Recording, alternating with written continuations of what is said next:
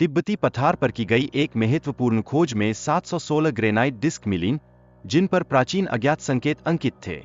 ये डिस्क लगभग 12,000 साल पुरानी मानी जाती है, जो इतिहास के अनसुलझे रहस्यों को उजागर करने का अद्भुत अवसर प्रस्तुत करती है। इन डिस्क में एक उन्नत तारे का नक्शा भी था, जो प्राचीन मानवों की खगोल शास्त्र में गहरी रुचि को दर्शाता है।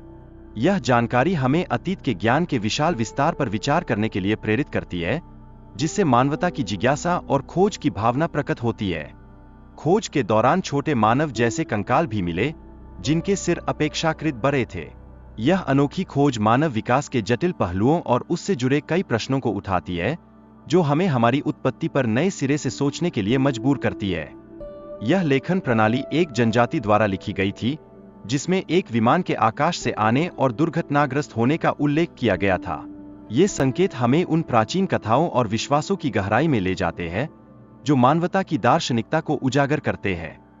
प्रोफेसर की खोज के बाद सोवियत वैज्ञानिकों ने इन डिस्कों में उच्च मात्रा में कोबाल्ट और अन्य धातुओं का पता लगाया।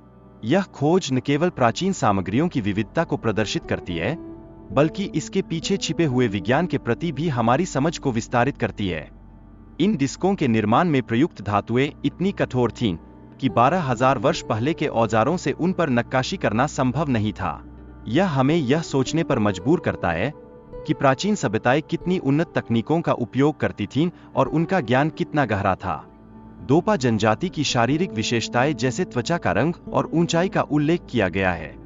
इनका आकार और अन्य जनजातियों से भिन्नता का अध्ययन उस विविधता को उजागर करता है, जो मानवता की विकास यात्रा में महत्वपूर्ण भूमिका निभाती है।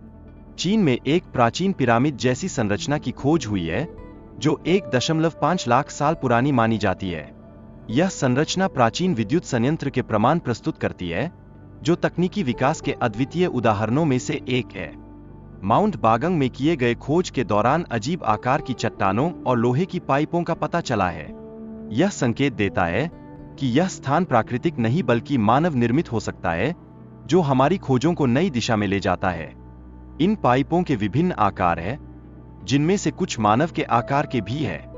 इनका निर्माण कैसे हुआ, यह एक रहस्य बना हुआ है, जो वैज्ञानिक समुदाय में गहन अनुसंधान और बहस का विषय बन गया है। कुछ शोधकर्ताओं का मानना है कि ये पाइप जल पंपिंग के लिए पिरामिड के अंदर लगी थीं। इन पाइपों में 30% जंग भी पाया गया है, जो उनकी प्राचीनता और उपयोगिता को दर्शाता है। इन पाइपों में इलेक्ट्रोलिसिस की प्रक्रिया के लिए नमक पानी का उपयोग होने की संभावना है।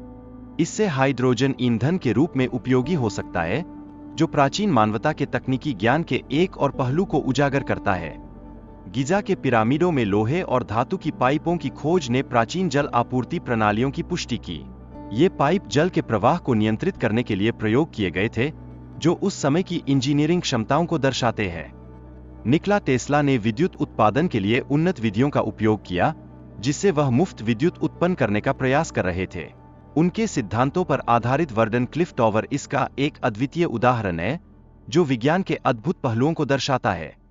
माउंट बागांग में पाए गए ताजे चूने और धातु की पाइपों ने यह दर्शाया कि वहां एक विद्युत संयंत्र का अस्तित्व था। इससे पानी से हाइड्रोजन और ऑक्सीजन को अलग करने की प्रक्रिया भी संभव थी, जो विज्ञान की सीमाओं को चुनौती देती है।